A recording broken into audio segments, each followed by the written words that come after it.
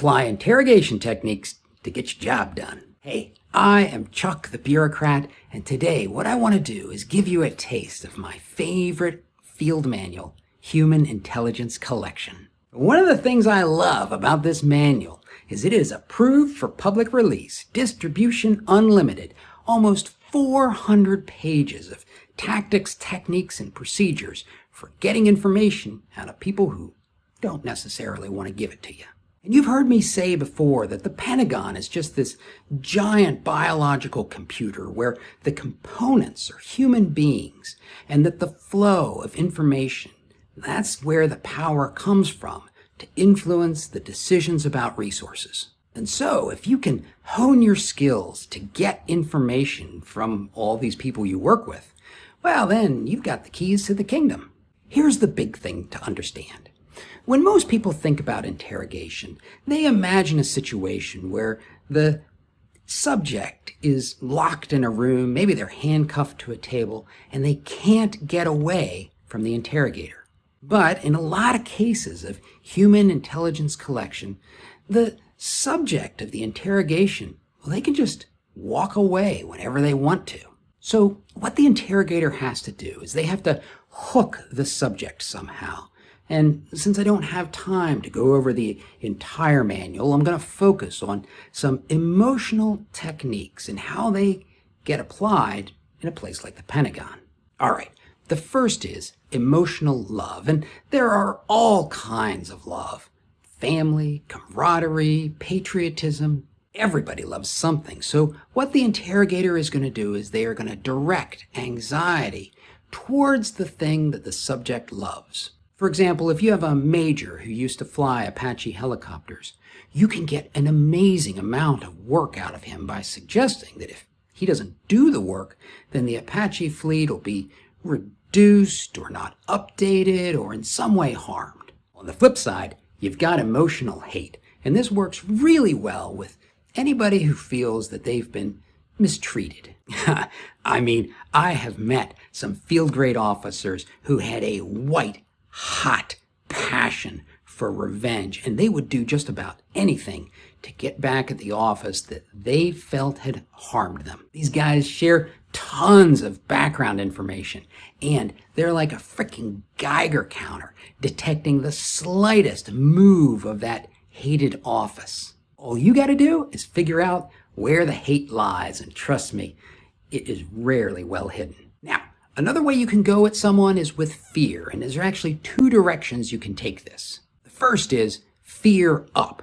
This is where you take a pre-existing fear and you ramp it up while simultaneously suggesting that that fear would go away if they did whatever thing it is you want them to do. If they don't have a pre-existing fear, don't worry. You can just manufacture one with a phrase like, "You know what happens to majors who do things like this?" The one caveat here is the interrogator can't be the source of fear. You want the subject to run away from the fear to the interrogator with the information that the interrogator wants. On the other side of fear is fear down, and a lot of people don't think about this one when they're trying to get information from somebody, but it can be really important. See, sometimes the person you're trying to get information from is so scared about sharing that information that they just clam up. This is particularly true when you've got a young field grade who's just come to the Pentagon and their boss has given them a very clear talking to about keeping information close hold. Classic case of this is when, say, Office A is creating a draft document internally. Without talking to anybody, the action officer drafts things up, the director shapes it, and then they give a pretty finished product to the general in charge of Office A. And then that general officer from Office A shares the preliminary document with the general officer in Office B. Now, obviously, the reason he's sharing it is because he wants to coordinate on this document. So the general officer in Office B will have an action officer from Office B go try to coordinate. But because that action officer in Office A has been told so many times, don't share this with anybody yet, once the coordination process starts, he's still really reluctant to communicate about it. So you're going to have to do some fear down. You're going to have to communicate in a soothing and reassuring tone. You might get written permission to talk to him. If they're afraid to email you something, you might ask them to provide like a hard copy. I have even had people give me like a photocopied version, tilted so it's obviously photocopied, so that if they got in trouble, they could claim that I had secretly stolen it from them. Whatever it takes to reduce their fear and get the job done. After love and fear, you got ego. With ego up, you're going to flatter them and encourage them to share information so they can gain credit and further build their ego. This is a handy way to get information about what happened in high-level meetings that you weren't included in. There is a certain type of officer who loves to show just how important they are by describing the details of the high-level meetings that they have sat in on. Then you've got ego down, and this is where you challenge someone's self-worth so you can get them to provide information or do something in an effort to regain their sense of self-esteem. I've seen this one used a lot with like colonels in the Pentagon who are starting to slack off because either they figured out that they're not going to make general or they're getting really close to retirement. Personally, I don't like to use ego down because when it goes wrong, you don't have a good backup. I mean, if you've just beaten down someone's self-esteem and they've accepted it, that leaves you with few options. And then, beyond these emotional approaches, there's 3 techniques that I have used a ton in professional settings. The first one is called We Know All, and basically, you pretend that you have all the information you need and that the coordination you're doing is just a perfunctory formality. Now, the trick here is that even though you're bored and just going through the motions, what you're showing them is probably wrong, and what you want them to do is to tell you what right is. A very common scenario where this technique comes in useful is when a command requests some large chunk of money, we'll just say $47 million, but they don't explain why they need $47 million. And just between you and me, it's usually because that number is just something their commander pulled out of thin air, but that's not going to fly when you take it to the Pentagon or Congress. So what I do is I slap together some kind of loosey-goosey model that adds up to the $47 million and has lots of assumptions that are easy to attack. And then I show them the model. And usually they're really happy to agree. I mean, it adds up to $47 million and that's what the boss wants, right? And then I start asking questions.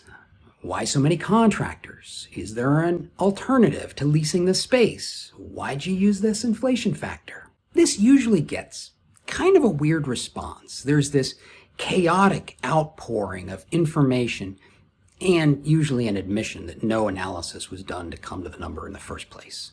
You don't get exactly how they came up with that number because, of course, it's just a swag. But as long as you don't refute the number, you get a lot of insight into what they're planning to do so that you can figure out the real cost of that plan. A close cousin to We Know All is File and Dossier. Essentially, File and Dossier uses a prop that you wave around to suggest the huge amount of information that you have, but you never actually show it to the target.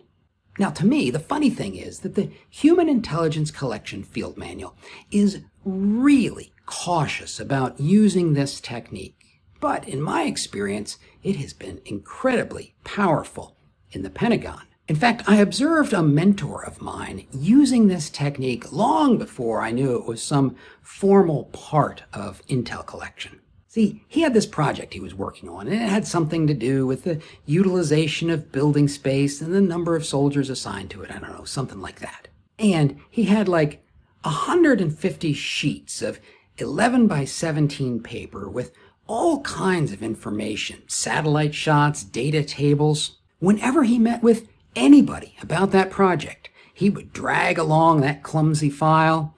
But here's the thing. He would almost never refer to it. And in fact, eventually, I figured out that he had printed it out like 18 months ago, and a lot of the data in it was so old that it wasn't even relevant.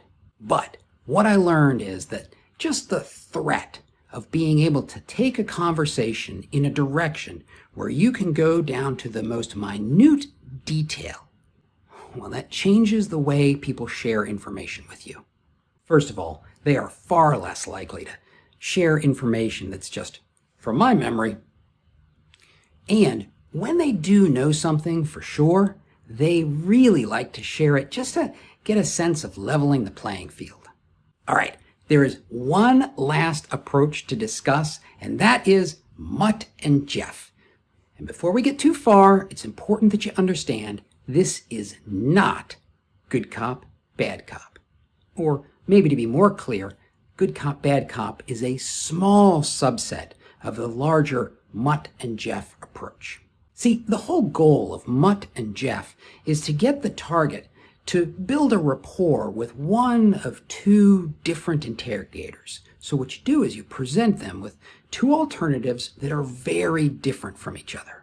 This works really well when there's some kind of issue where you're going to be dealing with an action officer from another office, but you get to pick which action officers in your office will work closely with them. So what you do is you set up a meeting where this guy is going to be met by two of your action officers, and your two action officers are going to demonstrate different behaviors, preferably their natural styles. Okay, you've stuck with me this long, and that probably means you're thinking about all the ways you can put this to use in your own environment, but there's one additional way that this can be very useful to you, and that is recognizing when other people apply these techniques to you.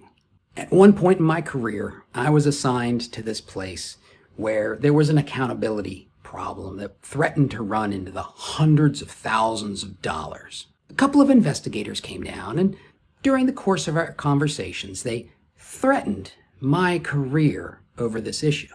And I just remember the internal sense of calm that I felt when I realized they were trying to go fear up on me in a situation where I wasn't the accountable officer. I was the incoming guy. So you can see that there's a lot to be gained from this field manual. And now if you want to see how you can benefit your family by understanding how the high school stabilization policy works, check out this video.